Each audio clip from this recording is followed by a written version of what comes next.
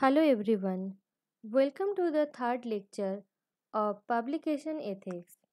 Today we are going to learn about conflict of interest. As we know that the general meaning of conflict means a disagreement, and in case of publication the conflict of interest, this actually means when an investigator or author or editor or reviewer has a financial or personal interest that belief that could affect his or her objectivity or inappropriately influence his or her actions, a potential conflict of interest exists, and such relationships are also known as dual commitments, competing interest, or competing loyalties. So, this is the basic meaning of conflict of interest. And here in today's lecture, we are going to learn about meaning of conflict of interest means definition, then consequences of COI, then the government intervention, professional societies, clinical practice guidelines. We will discuss all these one by one, and let's start with the meaning of conflict of interest. And as we already said that conflict of interest represent the circumstances in which professional judgments or actions regarding a primary interest, such as the responsibilities of a medical researcher, may be at risk of being unduly influenced by the secondary interests, such as the financial gain or career advancement. The secondary interest may be financial or non financial, and the resultant bias may be conscious and unconscious. And the presence of conflict of interest poses as a problem for professional, patient, and public trust in research and research enterprise. The effective, that means of identifying and the managing conflicts are an important element in successfully achieving the goals of research. These strategies typically focus on the investigator and rely upon the disclosure, which has substantial limitations. Additional management strategies include process oriented steps and outcome oriented strategies. And there are the most obvious conflicts of interest are financial relationships, and this can be direct, that is linked to employments, grants, patents, and also indirect like consultancies to sponsoring organization, mutual fund, ownership, paid expert. Then the conflicts can also exist as a result of personal relationship, academic competition, and intellectual passion. And an example might be a researcher or can be relative who works at the company whose product the researcher is evaluating. Then there can be conflict of interest. So, conflict of interest can be of various types. It mainly with the financial relationship, and also personal relationship is also there, but main is the financial conflicts. Now, what are the consequences of the conflict of interest means what are the effects? It affects the quality of any publication. It is obvious that if there is a conflict, then the there will be the all relationships that present a true conflict of interest, and conflict can be potential or actual, and from this the journal may also discloses and the basis for editorial decisions and may publish them if they are believed to be important to readers in judging the manuscript. And in case the if for the conflict of interest, they are avoiding, they can publish without the peer review. And for the government intervention, there is an act, that is the Bayh-Dole Act, which was implemented in the year 1980.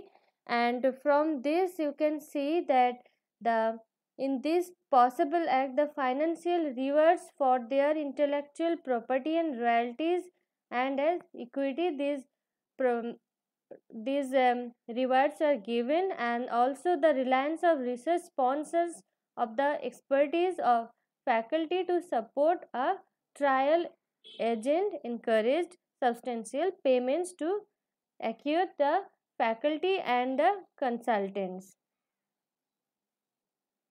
Now, what the industry related sponsorship here, the this can be the like the medical research. They requires people, time, and money, and the fruits of research, including both knowledge and valuable tangible products, and they have the advanced medical care and provided great public benefit, while at the same time help to the fuel growth in both the academic institution and produce this knowledge. And in the pharmaceutical, biotechnology, and the device industry, not surprisingly, commercial interests have wisely partnered with the invested heavily in the academic research enterprise. So industrial sponsorship is very much included in the conflict of interest with the publication before peer review. And professional societies, the growth of the medical industrial complex during the 20th and early 21st century has been paralleled by the deepening interest in the ethical conduct of research on human subjects. The interest in medical ethics has been driven in part by interesting social and historical forces, including political, economic interest, and advances in science and technology, together with the growth of concerns of broader protection of human rights. The tensions related the tensions related to the various focus have been factors leading to the increased interest in the medical ethics and values of conflict of interest in medical research, given by the frequently divergent, even though the sometimes overlapping goals and the values that inform patient care research in the laboratory. Now, in case of clinical guidelines, so now if what are the conflicts of interest, then as from the definition we know that the circumstances that create a risk at professional judgments or actions regarding a primary interest will be unduly induced by a secondary interest. Broadly stated, the primary duty of the investigator in medical research is to obtain scientifically valid results while protecting the integrity of research. The goal of science are in sharp contrast with the goal of medical care of individual patients in the former. And in case of pharmaceutical research, medical research, and also the in case of the scientific research also, there are some clinical practices needed, and in case of these also some clinical conflicts occurs, and the statistics says that 33% of guideline authors have been financial interest in the drug only. Financial interest in the drug only, and here the percentage is 33%, and 50% guidelines had no conflict of interest documentation. 34% of guidelines stated no conflict of interest. 50% had at least one author receiving research support, and 43% had at least one author who had been a paid speaker of the company. So this is the statistics, and the clinical outcomes can be the third strategy. In addition to the individual, the research process is a focus on close, skilled, and non-conflicted review of the outcome or product produced by the investigator and the research itself. This final piece is exemplified by the journal editorial process. This approach has been advocated as a solution for addressing the non financial conflicts that may pose an enormous challenge to the identity, catalog, access, and address. As one expert has suggested in commenting on the editorial review process of a highly respected medical research, the antidote to fame, power, politics, and greed seized upon by journals in the 20th century by vigorous peer review. Transparency and disclosure are the weapons they have aggressively deployed. Peer review is the other great protection against the conflict of interest. So, the strategies, there are various aspects of conflict management. They are not mutually, these are exclusive domains.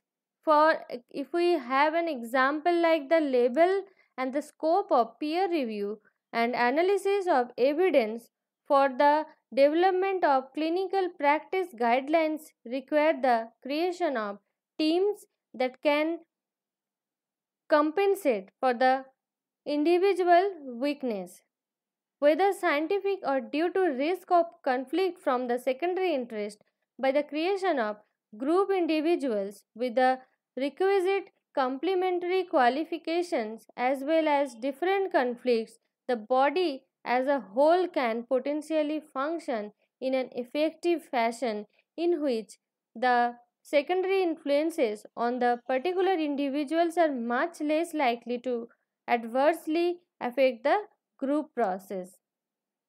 And for the example of this approach, which could be applicable with some modification to addressing conflict of interest. And next, the other initiatives can be the loss of objectivity and recording of priorities towards applied research, degradation of the nature of science, and exploitation of trainees, and transfer of time and interest to commercial ventures. And so, from today's lecture, we now know that the conflicts of interest are pervasive in medical research, in scientific research, and also in all kinds of research, but must be managed effectively to maintain the integrity of research and public trust. Although most of the focus on conflict and their management has been on financial conflicts, it is likely that non financial and intrinsic conflicts have similar potential for creating bias, and this can be influence on the judgment and actions of the investigator, and further efforts are needed to develop and test methods for Effectively identifying conflicts of interest and strategies for their management should be evaluated for their capacity to promote high quality research, protection for research subjects, and public trust in all kinds of research. So, these are some conflicts of interest related issues, and also how we can avoid these conflicts by adapting some strategies, and this can be avoided also for the benefit of the research process, for the benefit of the mankind also. So today up to this, and in our next lecture we are going to learn about various publication related issues and the misconducts like the falsification, fabrication, plagiarism. There are various types of plagiarism, not all are intentional. Unintentional plagiarism are also there, self plagiarism is also there. So we will discuss this in our next lecture, and thank you all for your attention.